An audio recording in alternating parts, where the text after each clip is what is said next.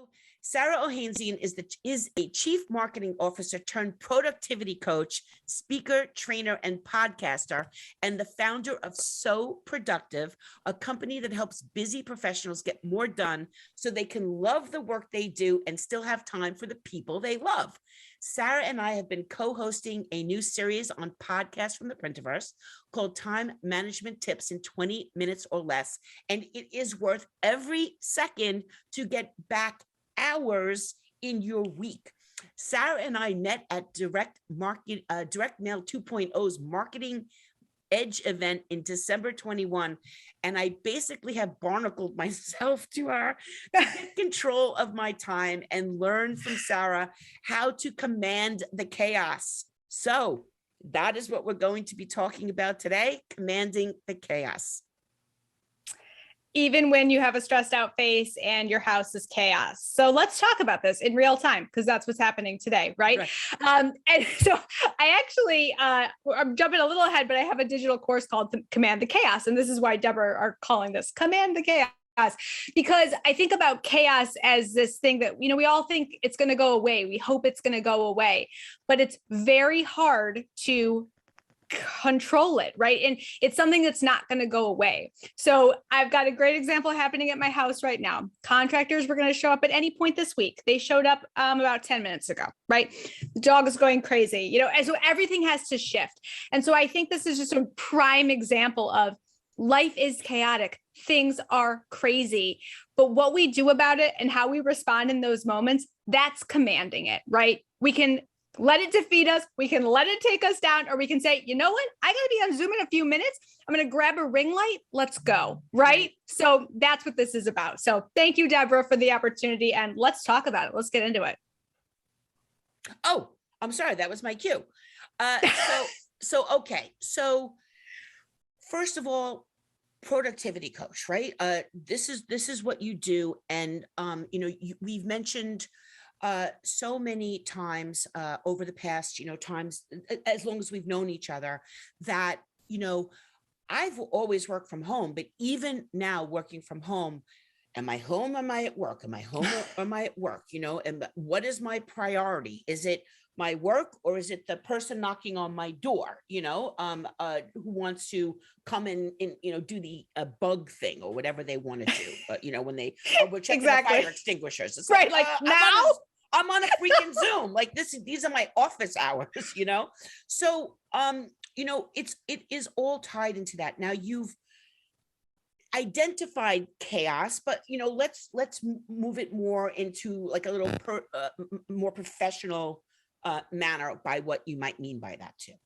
Yeah. So defining chaos, I think, is really important, right? We have to know what chaos means so that we can respond to it well.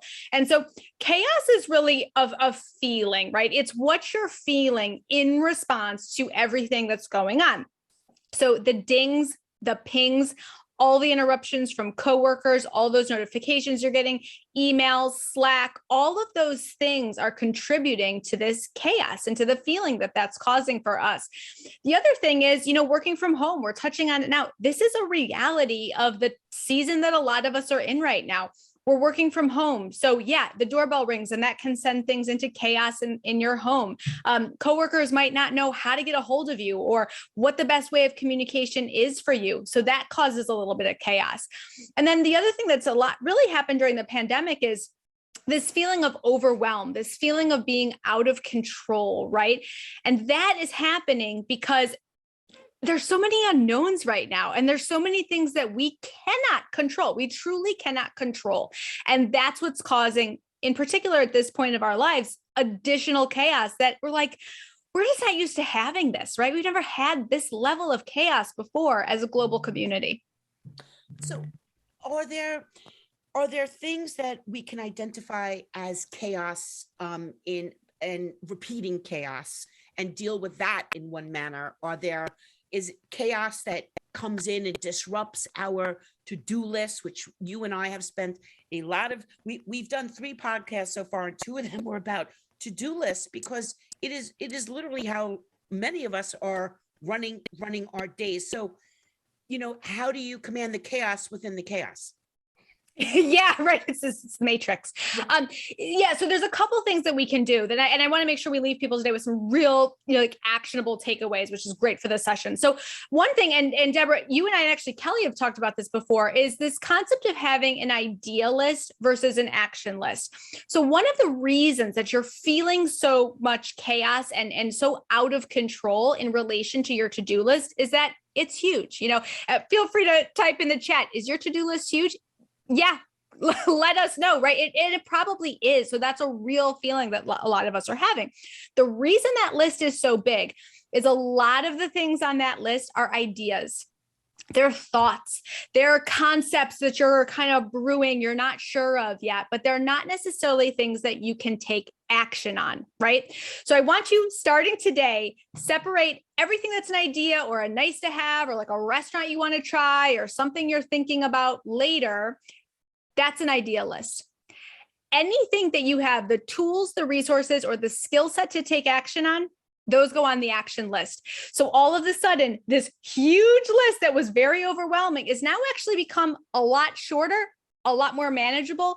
And the beauty of it is that these vague things become so much more clear to you. So that's one really great takeaway that you can start immediately. That'll take you 0 minutes to implement. Okay. And, I really just want you to, to continue here, because I know that you have a path that we want to get to. Yeah, definitely. So the other thing with this is when you have these actionable tasks, these things that you do, right? How do you get there? So I have a really good example. I was coaching a client the other night, and I like to take some clients in the evening hours. And she said, she named a city. The city was on her action list. And I said, are you like becoming the mayor of this city? Are you taking over this city? Are we like doing a community project? What's going on in this? They're opening a new location, her company. But this is just a great example of when she had the city on her list, right? It was vague, it was daunting, it was this huge thing. So we had to go down 4 levels, right? I said, what do you have to do? What do you have to do? What do you have to do? And then finally she said something that was actionable. And a key here is it starts with a verb, right? It starts with an action verb. I need to read this. I need to review this. I need to write this. I need to do this. Those are those things that are going to trigger to you. Okay, now I'm there. Now I have something I can take action on. So the point of me telling you this is those big things, those daunting things, those things that you're going, I don't even know where to start with this. Break it down, like microscopic level. And that's when you're going to start to know what you can actually take action on. And then what happens next? You complete it and you feel really good about completing it. Because when I say, write 1 paragraph for the homepage of the website, it's a lot different than saying website. Right. I look at website on my to-do list going, I have no idea what that means. But if I say write 1 paragraph for the homepage of the website, boom, I can do that in the next hour. I can knock that off my to-do list and I will feel more accomplished and successful at the end of the day. Just having that 5-minute conversation with you about what we were going to talk about today has made me completely rethink what I write on my to-do list. I told you, you're like my right now, I can't do anything unless I make sure Sarah approves it, because I'm just trying to like get this under control. But you're absolutely right. Girls Who Print event was on my to-do list. And then, what you said, what we talked about was like, okay, well, that's the thing, but what is it that you have to do? And I was like, what do you mean? But write speaker bios, create a list of links to share in the chat. Like there is actually actionable items that I can cross off. And unless I put those actionable things on my list, Girls Who Print event stays there for a week because it's not completed. And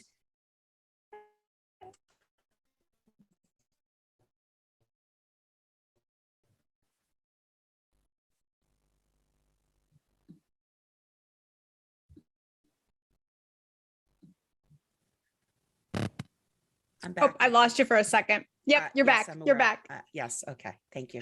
No worries. That out. What I was saying is that as long as Girls Who Print event is on my list and not the steps of what I actually need to do, it's going to stay there. And I don't have that satisfaction of crossing the damn thing off the list. And that is the difference between living in chaos and commanding the chaos. That's exactly it.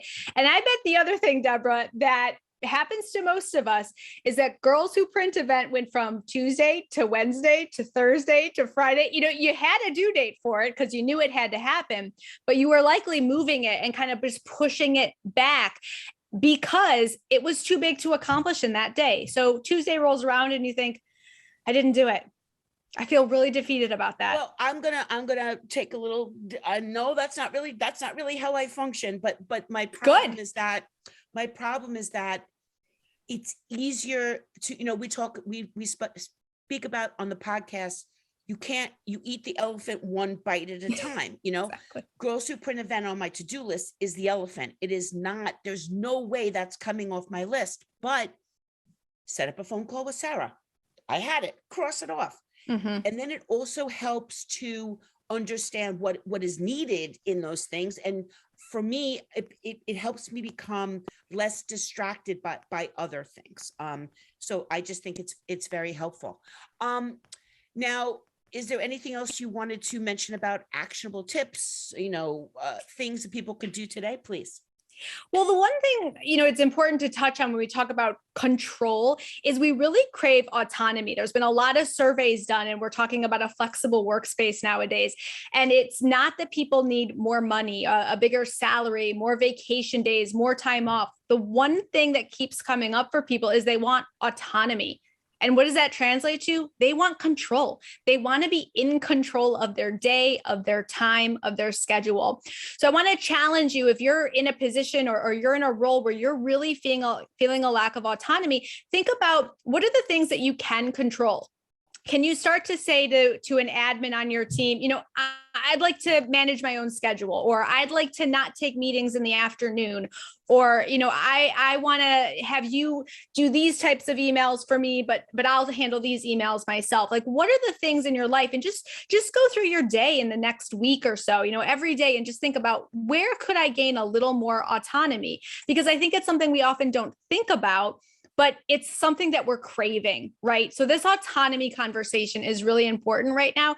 And when you have more control over your day, you're actually going to feel less in chaos and more in control. That's obviously my wish for you today.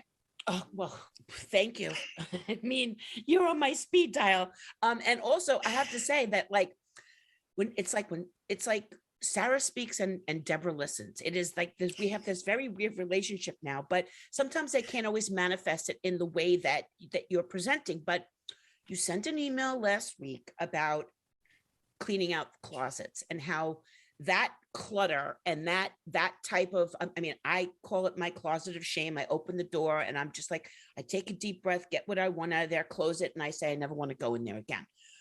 But that was eating an elephant, and that was no way that was going to happen. But I still wanted that satisfaction. So I got rid of office furniture I didn't need anymore.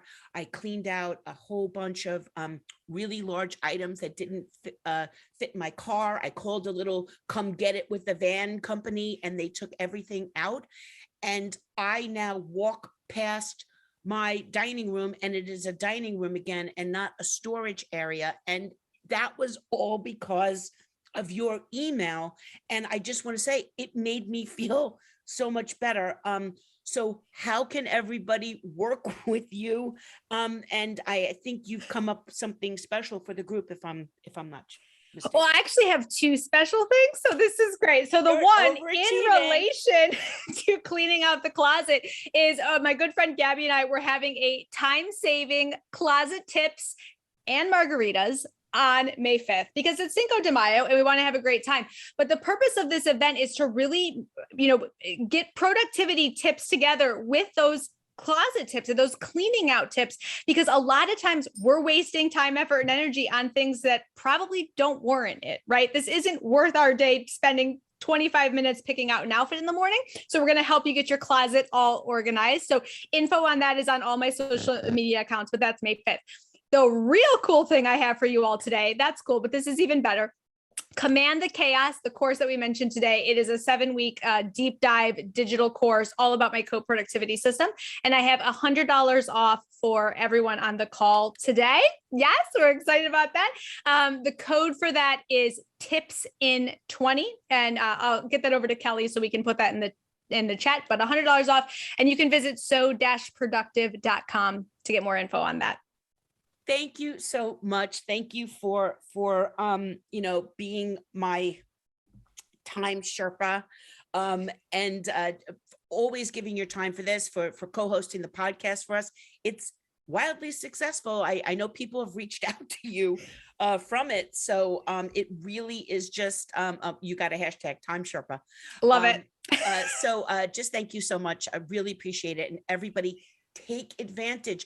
Follow Sarah. She gives great tips, and there's free stuff on her website. You only get back your life. I don't know why everybody, doesn't take advantage of you. And I hope that they do. Thank you again so much. And